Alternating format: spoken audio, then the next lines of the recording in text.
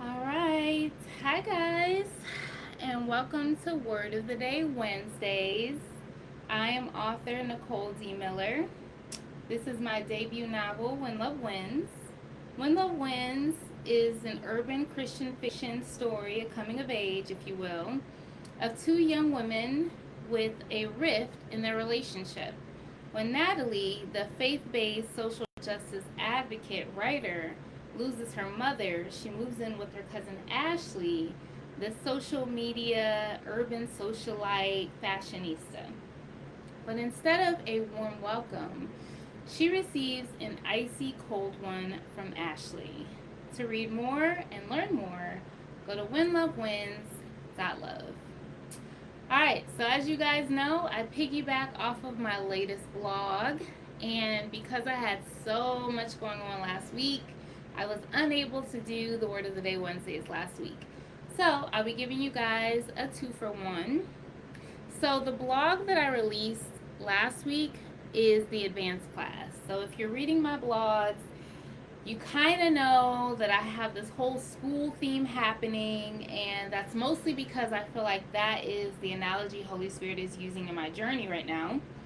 So the advanced class, I wrote about how I can see these patterns in my spiritual journey where I'm elevating in walking in my purpose and identity, but the level of difficulty and obstacles is elevating as well. And so I kind of talk to my readers like, do you see that the level of difficulty in your life is kind of increasing as you continue on moving forward in purpose?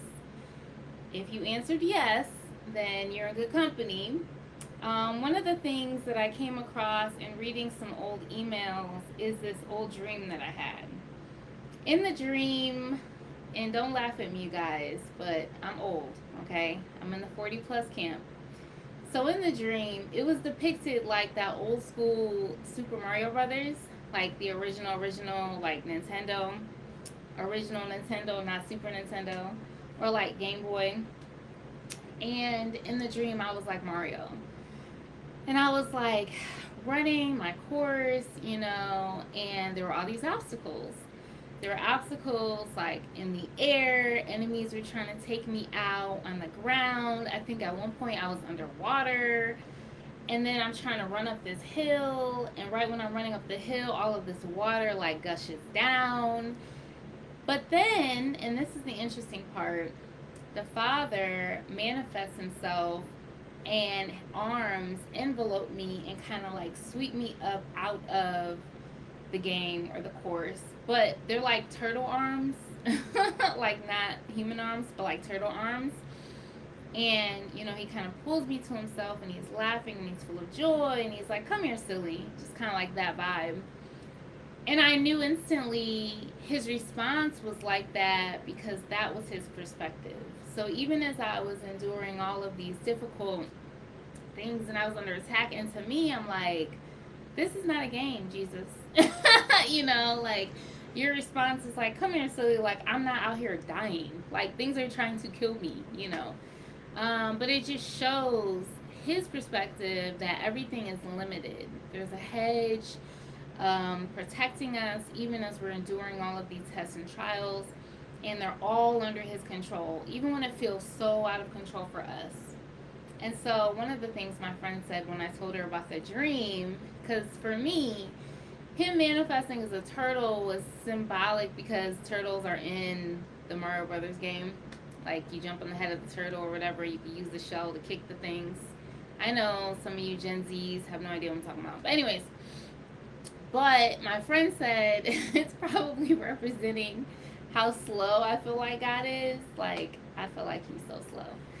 And partly because I'm wired to be fast, but also because he does, move in long suffering.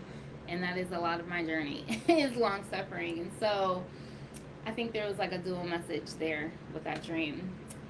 So with that dream, I just want to encourage you guys. Hey, Alicia. I just want to encourage you guys that if you feel like you're dealing with all of these setbacks and all these obstacles and all these difficult things, having a higher perspective, having an eternal perspective can help put things in place, and you're not as overcome with emotion, which is another area I feel like he's dealing with me on. Like, anyone who knows me knows I am an emotional person. And this can be a good or a bad thing, right? So I'm gifted in my emotions to have compassion on others, to care, to intercede. But if I don't have control over my emotions, if I'm not practicing self control, then it could be a bad situation. And even though I feel like I've grown a lot in this area more recently, I feel like he was showing me the need to elevate even more in emotional intelligence. Yes, Alicia. So Alicia is throwing out that we have the Hive chat May 28th at 5:30. She's saying I'm the best author, but that's because I published her book and she's a really good friend. But yes, definitely come through. More on that to come. But yeah, so in this latest blog, the graduation is definitely depicting that. So I wrote the advanced class first and then the graduation. The graduation is me talking about me going to my award ceremony. You can see this in the background for those of you who are watching on Instagram. Those of you who are watching on Facebook, you can see it now. And that was like a flyer or poster that they presented. It's not the actual award. Thank you, Alicia. But it was an amazing celebration of like these elite, esteemed, overachieving women in power and authority, and I was immensely honored to be amongst them. But even in the midst of going through that, high time of celebration, I was being severely tested emotionally. And it was a supernatural manifestation of the power of Elohim that was stabilizing me in my emotions. And I knew the very theme that we were celebrating, being resilient, was the exact thing I was being tested in. And I was like, okay, Jesus, like, come on now. But what I believe is when we have spiritual tests, we have spiritual graduations. So I believe God is trying to take us forward into higher levels of knowing Him and knowing ourselves. And He wants to reward us. He wants to reward us and celebrate us the same way we do in the natural when we go to high school or college, and we're taking these courses. And this is what I talk about in the first blog of the advanced class. Sometimes you have what we call prerequisites. At least they did back in my day when I was in college. So you have these foundational courses that are kind of laying the basics, but then once you overcome or pass those courses, they take you to the higher level courses. But you cannot get to those higher levels unless you pass. Hit myself with the braid. You cannot get to those higher levels until you pass the foundation levels. We could try to skip the foundation, all we want, but that's only going to go so far. And to not get too far off on a tangent, what I'll say is I feel like, especially in urban community, in hip hop community and urban community, we're seeing those so-called heroes, the people that we esteemed as these higher ups. They climb these mountains, they accomplish things that people who are oppressed did not accomplish, right? But we're seeing them fall. We're seeing their legacies fall. We're seeing their names be tarnished. And I've been grieved over it. It's been a sad situation to watch. However, what I understand is it's because the foundation isn't right. So they did all of the exterior. They had the gifts. They had the vision. They even had the drive and the ambition and the know-how to put things in place to achieve these levels of success. But now we're seeing their legacies tarnished because they didn't do the inner work. They didn't deal with their soul. They didn't deal with their emotional intelligence. They didn't deal with their character. So even though it is a long journey, I recognize from my personal experience, God is laying the foundation in me. And what I'll say is, going through this experience where I felt highly tested in my emotions, the word I knew God was saying is that when you're called to be a tall tower, you have to have a deep foundation. It is the tallest towers that have the deepest foundations. You can't get out of it. If you really want to impact your culture, impact the generations, influence for the greater good, you have to go deep. Now, what I will say is, I feel like the lengths, depths, and heights of this depth is far surpasses anything I could have ever imagined, right? But that is our human limited understanding. And that's why when we trust in a higher power, we understand that we are not the greatest. We do not have the greatest view. That is a hard thing for me to believe at times. I'm not gonna lie, because I function in knowing. I function in knowing, and there's a gift there. But and this is something I wrote in my old journals I've been reading. I don't have eyes in the back of my head. I have to remember that. Like, Nicole, you don't have eyes in the back of your head. That means you can't see everything, okay? You may think that you seeing a lot, but you seeing like this compared to God. So I say all that to say, if you're feeling like one thing is happening after another, and you can't get ahead, understand that it is all limited. There are appointed times and seasons for rewards and celebrations, just like we see in the natural with going to school and in academia. School does not last forever. There's a certain period of time for a semester. There's a certain period of time to achieve your degree. And just as we are rewarded and promoted and celebrated in the natural, we will be in the spiritual. And I'm seeing that even in my very first award, Emerging Leader Award from Career Masters. Thank you so much, Lisa Nichols and Career Masters. So appreciate you guys. So you can learn more at NicoleDMiller.com. Check out those blog posts. So I'm glad Alicia popped in so I can tell you about my upcoming events. Me, fellow heavy-hitting author Ras Hassan, we will be at Midtown Tech, May 28th, 5:30. I really thought it was 6. So, but she put 5:30. So 5:30. The link for tickets in my bio. If you are on my email list, I have a special promo. You can get in for free. Subscribe at NicoleDMiller.com. DM me because it's coming up. So I don't know if my email comes out on Wednesdays. So depending on, I don't think the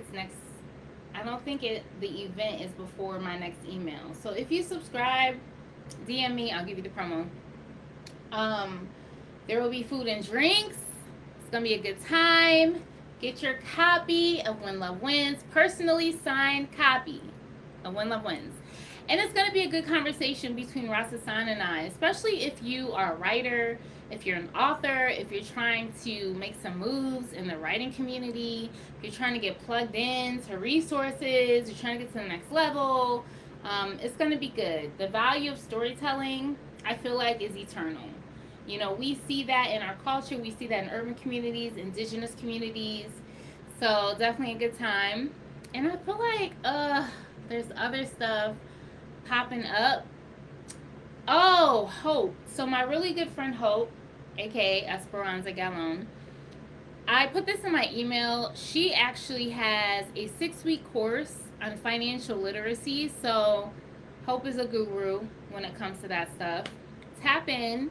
If you have no idea what I'm talking about, go to Hope is Here. I know her Instagram is Hope is Here. So it is a counseling center. So I know you can go to Hope is Here. And you can also DM me. I'll send you the link because I can't think of it off the top of my head.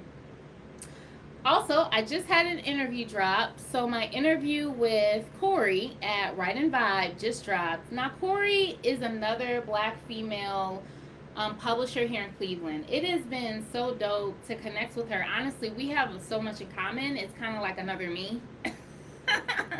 We're both faith-based, and so you can go to either of us for publishing. But the interview itself was just awesome. Like, she just asked such great questions. Not every interviewer has that gift, by the way. So, love it. So that is available on her YouTube.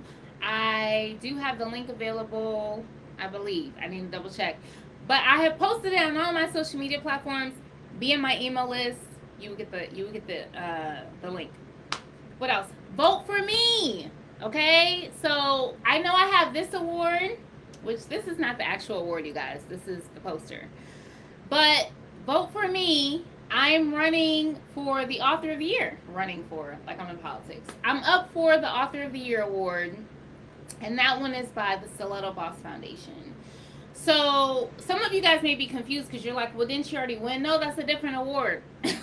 Like this one is the Author of the Year, and this is Cleveland based. Career Mastered. I think they're actually out of uh, the leader. She is actually Dr. Wicker. She is actually, I think, South Carolina, but I know they have an office in Atlanta, and that event was in Detroit. But the Author of the Year award is local. So, but I need votes. And I know people have asked me, oh, is it voting daily? No, it's voting every 24 hours. So you can't just vote once a day. You have to wait for the full 24 hours to cycle through. Now, here's something people have told me, okay? You can vote from different browsers. Just putting that out there, if you feel led, no pressure. But yeah, but they won't announce that until June, or maybe it's July. I think it's July 27th. But the voting ends May 31st. So vote, vote, vote all you want till May 31st. Thank you guys so much. All right, so I think those are all the things. Thank you guys for tuning in to Word of the Day Wednesdays. I'm your author, Nicole D. Miller, and I will see you next week. Thank you.